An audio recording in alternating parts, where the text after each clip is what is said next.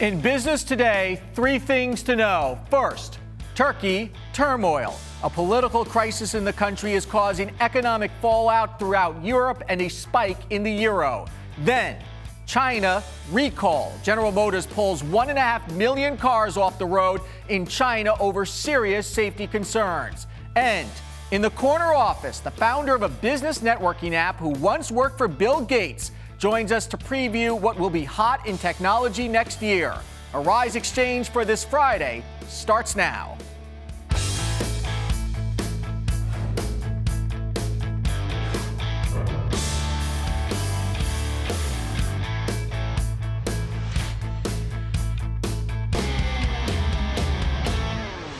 Hello, everyone. I'm Andrew Schmertz. A quiet end to the week on Wall Street with stocks moderately lower, pulling back from record highs this week. The real action is in Turkey, where political turmoil is now impacting their economy and Europe's. In a moment, we'll break down the economic situation with Ronald Anglin from Rutgers University. But first, let's take a look at the final numbers here. The Dow Jones Industrial Average closing down 90 cents to 16,478.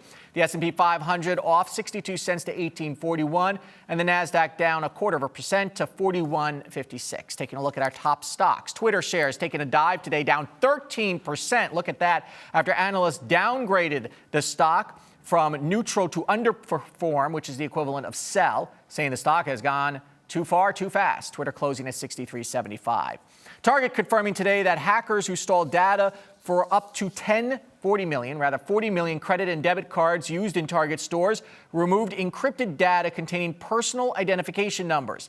The company announced the Department of Justice is investigating the data theft, which has been called the second largest in U.S. history. Target closing down 33 cents to 62.15. And General Motors recalling nearly more than 1.5 million vehicles made in China to fix a problem with the fuel pump brackets, marking one of the most expensive and expansive recalls issued in the world's largest auto market. GM closing down 58 cents to 40.94. Taking a look at commodities right now. Gold up $1.70 to $12.41. Oil breaking the $100 a barrel level at $119. As we mentioned at the top of the program, a spreading corruption scandal in Turkey has shaken confidence in its economy. The lira Friday set a record low, and the stock market finished the week 6% lower than it began. The Borsa Istanbul National 100 is now down 18% for the year. Why does Turkey matter to the rest of us? Dr. Roland Anglin is a regional economic and political analyst at Rutgers University, which is the State University of New Jersey, and he joins us now. Ronald, thank you so much for joining us today. Glad to be here, Andrew. So first, give me an overview of what has caused this political crisis right now in Turkey. Well, I think the political crisis stems from a great deal of things, but principally the corruption scandal that is spread and is now touching the premier. So I think it's really now ungovernable. All right. So economically, though, we've always seen Turkey as one of the more stable countries in the region, and its economy, therefore, stable. But now this is spilling over into an economic consequence. Why is that so important to Europe and possibly to the United States? Well, Turkey has always been seen as a stable partner in the Middle East, and, as the sort of gateway to the Middle East. And because of its economic strength, it's been politically important. But now, with its economy slowing and investors fleeing, its political strength in the region is diminishing. And that's now taking a toll in its ability to exert any type of influence in foreign affairs. So it's very important for the U.S. because, we need a stable partner in that part of the world, and Turkey was it. And what do you do now if Turkey is not playing that political role? It's not as strong as it used to be. And I imagine as the economic turmoil starts to increase and the anxiety there, that is only going to put more pressure on the political situation in the country and make it a little bit tougher for them to exit from this. I think that's right. I think that, especially in Washington, I'm sure that there are folks in Washington are sitting there hoping that the political crisis is solved by the institutions, the strong institutions that Turkey has grown over the past few years, and that it can be solved democratically, that they won't have to step in. And of course, Turkey does have some religious tension that the country has managed for decades through sort of minimalizing religious laws, et cetera. But recently that has sort of perked up as well. Well, that's right. I mean, Turkey for the past few years has run the line between a secular state and with the recent political parties veering towards an Islamic state. And it's not resolved that tension. But I think it's more complicated than the sort of divide between secular and Islamic. It's much deeper. And I think it goes to the core of Turkey's institutions at the moment. From an economic standpoint, then, how much further can this unravel? What does the European Union really need to look after here? Well, I think that Turkey will survive this. I think that its institutions have grown over the past few years, and now at a point where this is more an issue for democratic politics, more so than the types of politics it used to have. And the European Union, I'm sure, as all governments are looking and saying, well, the most we can do is lend support and hope that things right themselves, that the ship will right themselves. And I think that ultimately it will. It may take a little while to play out, but this is a state that is strong. Its institutions are strong and getting more developed in terms of what we understand in the West.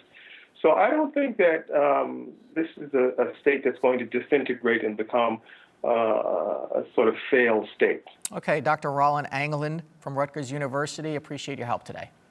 Thank you. Thank you.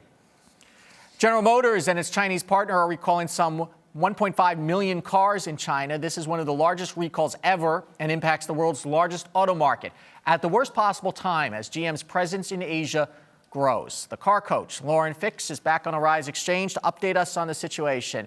Good afternoon, Lauren.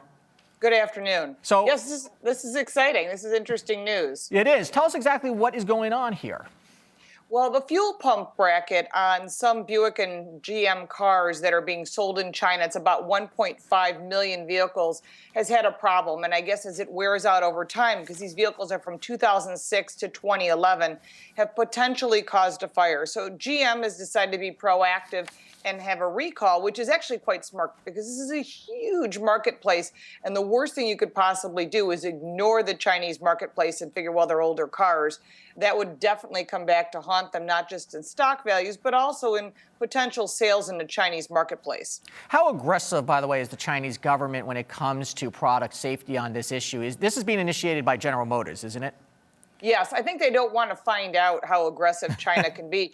Because the funny thing is, when they send product over here, they're not aggressive at all. They send us whatever. Mm-hmm. But when we send product over there, we're highly scrutinized. And because of that, I think, GM does not want to lose market share. They already have lost first position. They've got Toyota and VW really fighting hard, building plants in their marketplace of China, and GM is building cars as well, where the Buick model has done really well, and it is a high-demand car. They want to keep that energy flowing, essentially, with the new product they have going in with the Regal and everything else. And because of that sale being so strong, the last thing you want to do is upset the consumers or potentially the government. Yeah, how easy is this fix then? So if you're a consumer who owns a GM car in China, you take the car in, because I imagine that's going to play a big role in sort of the lasting negative impact on the company. Well, as someone who's worked in engineering and design, I can tell you that it's not a difficult challenge. It's more labor than it is the product. The part itself should be very low price. Having it installed is just time consuming. I think those people that are having problems will bring them in a recall. They'll be notified, probably similar to how we are notified here in the U.S. via mail or through the internet. Take it to your local dealer, which is a great opportunity for them to upsell them into a new car. And I'm sure they've got smart salespeople there, too. Overall, you think General Motors and Ford, which is also having a much smaller recall in China, are they doing a good job pushing into the Chinese market?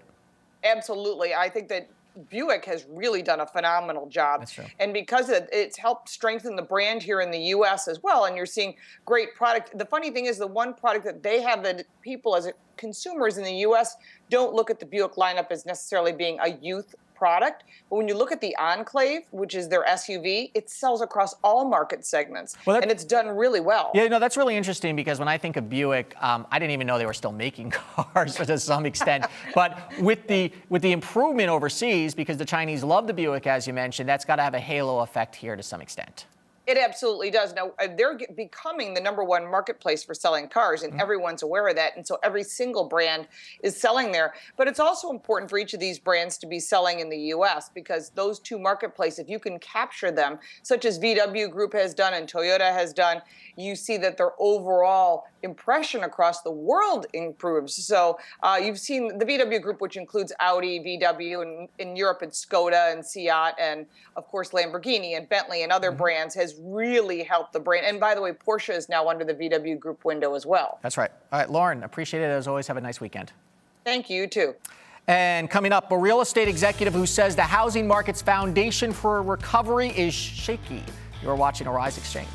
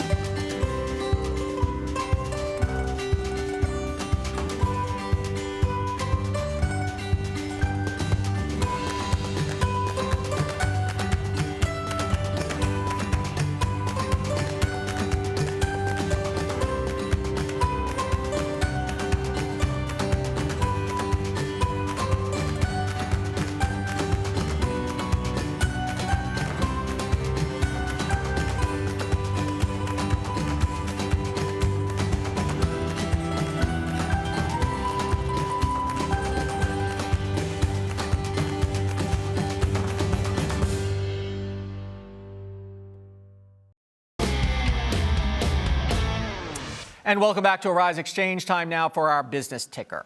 Despite all the recent reports of an improving economy, Americans don't appear to believe it. Nearly 70% say the economy is not improving. A new CNN ORC poll released today said most felt the economy is in poor shape, and more than half expect it to be in bad shape a year from now, while only 32% rated the economy as doing well. However, by some standards, the economy has improved this year. Unemployment is at a 5-year low. But for many Americans who still rely on unemployment benefits, they're just about to lose their safety net. An estimated 1.3 million people are set to lose extended unemployment benefits when funding runs out tomorrow. Since 2008, the federal government has provided money to those who are without a job for longer than 26 weeks and up to 99 weeks in some states. Democrats plan to try to reinstate the provisions in the new year, although Republicans are opposed, arguing that the extended payments just encourage unemployment. There's trouble brewing over the healthcare exchange sites at the state level. Some states are so fed up with the widespread problems, they are fighting back. Massachusetts and Vermont, which paid millions to set up their local Affordable Care Act sites, but got error-plagued systems instead, are cutting off payments to the contractor until the issues are fixed, as well as weighing their legal options. Under fire is the CGI Group, the contractor for the federal site as well, which also has contracts with various states, including Massachusetts and Vermont. Some Delta customers are enjoying a very merry belated Christmas gift. If you were one of the lucky ones to snag a flight on Delta's website yesterday, you could be flying cross-country for as little as $40. Or how about Boston to Honolulu for $68? Not bad for a day at the beach. The airline acknowledged that a glitch caused deeply discounted tickets and said it would honor the incorrectly priced fares booked on Delta.com and other travel websites where it lists tickets. And how can musicians make money at a time when pirating their songs eats into much of their profits? Well, the British heavy metal band Iron Maiden, they're still around, has figured out a lucrative way. Instead of pursuing the pirates who illegally download their music, they've turned them into paying customers. The aging rock group, lead singer Paul Dickinson is 55, travels the world to play shows in countries with the most illegal traffic like Brazil and Chile. selling concert tickets, merchandise, and winning new fans in the process. If you can't beat them, go and join them in the country. On paper, the U.S. housing market is improving. This year, home builder confidence increased and home sales continued to spike.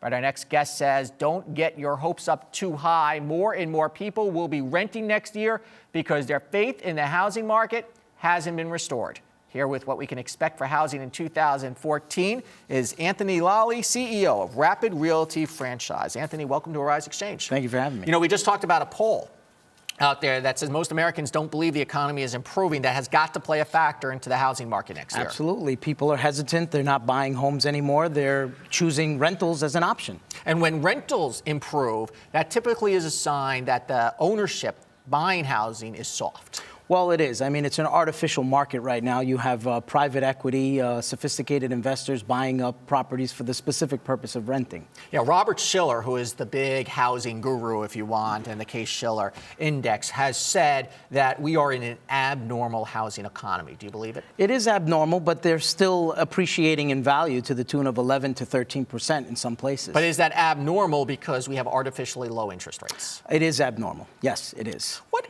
in your experience, what impact has you seen as interest rates go up? Now, we should say mortgage rates have gone up, but we're still at really historically low averages. You're still borrowing money for about 4.5%. It is. Money is cheap. And what's happening is Mr. and Mrs. Smith is recognizing that the prices are rising, so they're going to have to bite the bullet and move forward with the property because they're not going to go down in price. So isn't that encouraging then in the short term that they're going to be able to buy? This is a buy and hold market. Absolutely. It's not a buying and flipping market. But the concern is an abundance of inventory being released by some of the institutional investors. There are new banking rules that come out at the turn of the year. Yes. That in some ways restrict banks in how they lend money. Because now you actually have to be able to prove that you can pay back the mortgage, yes. Which is never good when you want to give a lot of mortgages out. There are some reports out that the impact on that is going to be middle-class people and middle-class homes. Do you agree? I do agree on that. But I think that the rules have always been in place, but now it's to the point where you can be penalized or you can be sued if you're a bank. You can still lend outside of the box, but it's very strict. You have to only 43% loan to value is what you can. Okay, so going forward into next year, do you see a slide in home prices? Do you still see is it a small pullback? And then a recovery, or do you see that we're really nowhere near close to a sustainable recovery? Well, there's many factors. There's going to be a small pause because we have a changing of the guards of the Fed. We have a changing of the guards of the FHFA. We have to see what Fannie and Freddie is going to do with the tapering. And so all those things. Fannie Mae and Freddie Mac, correct, which is sort of the quasi-government operations that exactly, loan money out there. Exactly. Any areas where you would be most cautious? Not really. I mean, there's hot markets. You know, there's San Francisco, there's New York, but the markets that got hit the worst are the ones that are appreciating in value the fastest.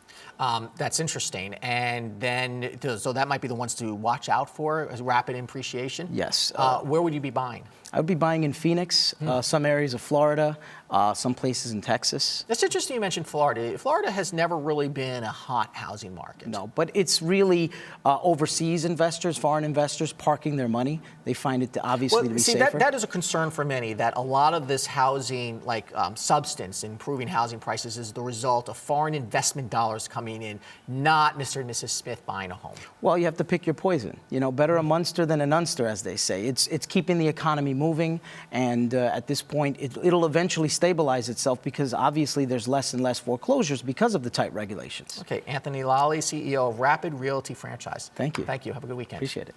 Ahead, one researcher nearly convinced the government that rabbits are the key to curing AIDS and how he nearly walked away with millions. Our favorite person of the day is next here on Arise Exchange.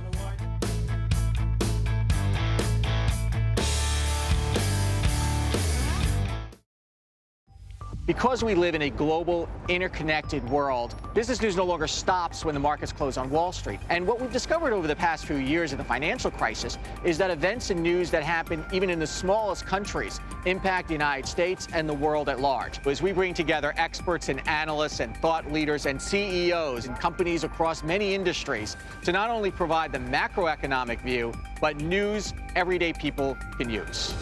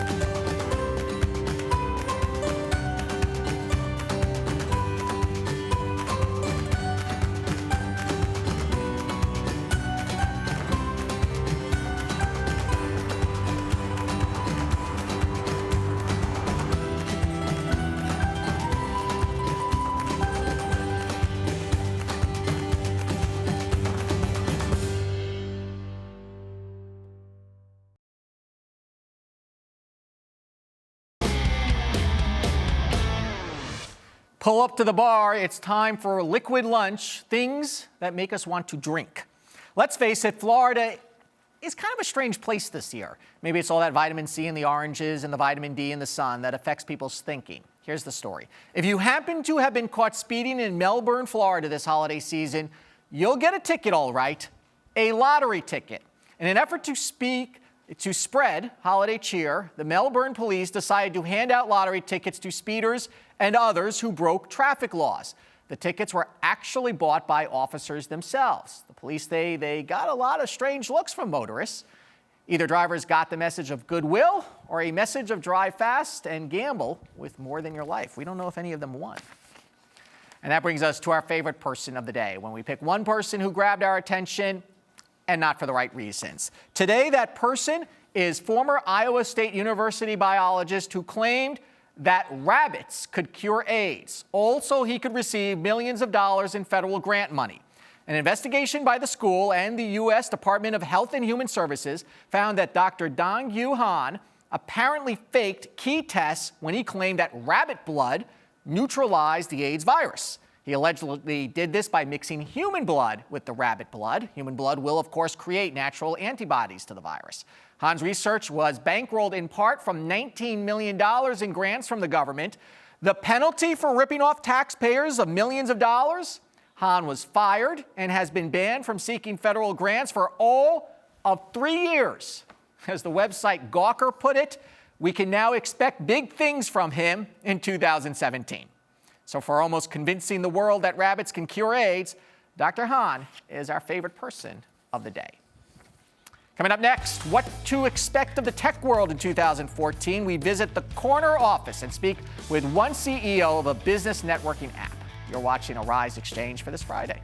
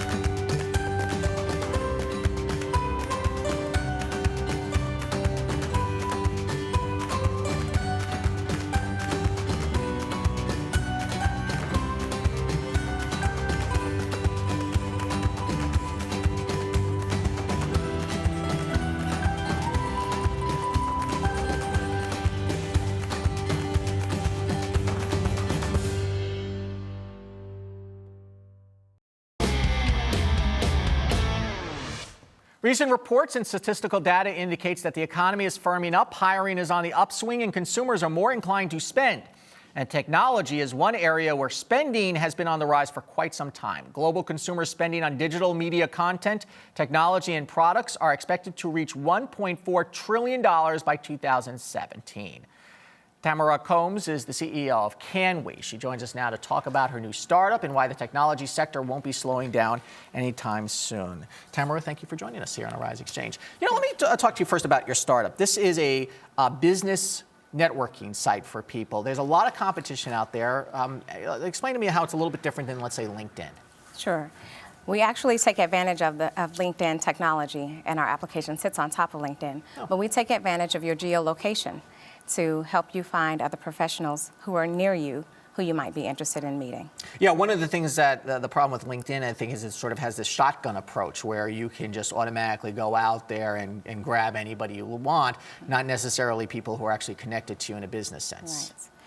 That's correct. And while we think LinkedIn is a great technology, it sits on top of your mobile. It's a mobile application. And so when you're out and about, stuck in an airport for 2 hours and looking for somebody to meet to kill the that time. Also, it might be able to meet up with people at the airport. Absolutely. Okay. Or wherever you might be. But it's a time for you to meet other professionals who you might either need something from or you might be interested in networking with. And are you finding that potential employers these days are using these social media sites more so than people's paper resumes? Absolutely. They're actually using the social networking sites, social media sites, and they're using the data that comes from the site as well. You worked with Bill Gates, I understand. I Talk to did. me a little bit about how that gave you a perspective of how technology has changed. I mean, he created Microsoft 30-something years ago. Right. And that company has obviously maintained with the presence despite some problems that they've had. Right. Talk to me a little bit about what he taught you about how technology moves.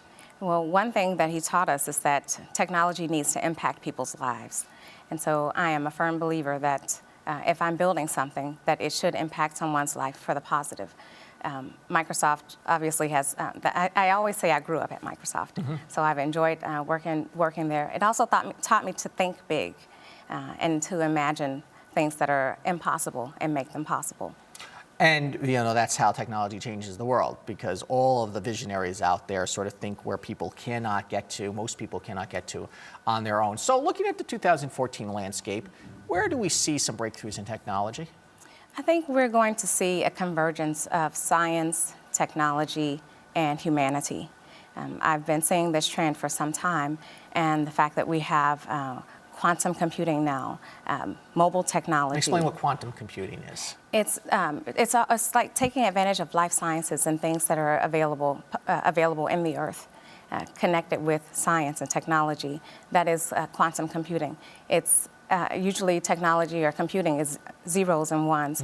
Quantum computing, you can have zeros and ones coexisting. Do you think that, generally speaking, technology development has been too much an emphasis on sort of entertainment and media content and sort of, cats playing the piano that we see on YouTube, than on actual devices that are making real differences in people's lives? There's no question that we're getting there. Right. But if we took some of that manpower, of Call of Duty 5 and put it somewhere else, would that make a difference? I think what we've seen is a pendulum swinging really far to one side, and that is the entertainment area that you talked about. I would love to see us have that pendulum swing closer to science and meaning life sciences, and taking advantage of in improving people's lives. And how can technology then start to improve people's lives who are really sort of at the bottom of the social spectrum, who maybe don't get any of the technology benefits out there? How can we solve those problems? Because I got to think, if you put all these computers together, is there anybody working on that? Well, the number one thing to me is access. And so we've been talking about the digital divide for decades. Or at least a full decade. And so we need to be able to give people access to technology. And once we give them access, it's about education and teaching people how to code and think logically and increase their mathematic skills. And have access to basic computers, which is something that Bill Gates has been very big on. Absolutely. And so, especially in the developing world. Absolutely, in the developing world. But the other thing that we're starting to see is computers that don't look like computers, right? They're wearable and they're embedded in different devices. And so I think we'll see more of that again in 2014. In about 20 seconds, what's next for your company, Can we? What's next for us is taking our application into the workplace and connecting employees who work at the same organization to one another. Tamara Combs, thank you so much. Thank you. Have a nice weekend. I'll be here on Sunday on Arise Review, recapping some of the biggest business stories of the year. And next week, Arise Xchange will capture some of the biggest stories of the year, including a top 5 list of our favorite people. That's all next week on Arise Xchange. Let's take a look at how the markets closed out the week. Down slightly, but up overall, just pulling back slightly from its record levels, off just a fraction of a percent for the Dow, S&P 500, and NASDAQ. I'm Andrew Schmertz. Have a good weekend, everyone. See you on Monday.